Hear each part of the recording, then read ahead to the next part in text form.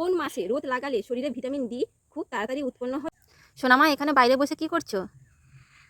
আমি খাতা বানাচ্ছি। আর জানো এত শীত না, সেজন্য রোদে বসে খাতা বানানোটা ভালো।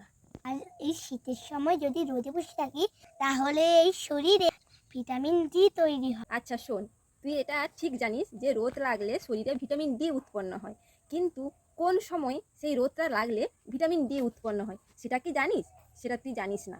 রোদের সময় মানে ধর গরমকালে, গরমকালে যে রোদটা আমাদের স্কিনে লাগছে সেটা খুবই ক্ষতিকারক, কারণ সূর্য থেকে আসা অতি বেগুনি রশ্মি আমাদের ত্বকেটা আমাদের শরীরকে অনেক ক্ষতি করে। কিন্তু এই শীতের সময় আমাদের রোদের তাপমাত্রা এত বেশি থাকে না, সূর্যের তাপের টেম্পারেচারটা খুবই কম থাকে, আর সেটা আমাদের শরীরে রাখলে আমাদেরকে আরাম মনে হয়। কিন্তু সেই রোদটা আমরা কখন লাগাবো?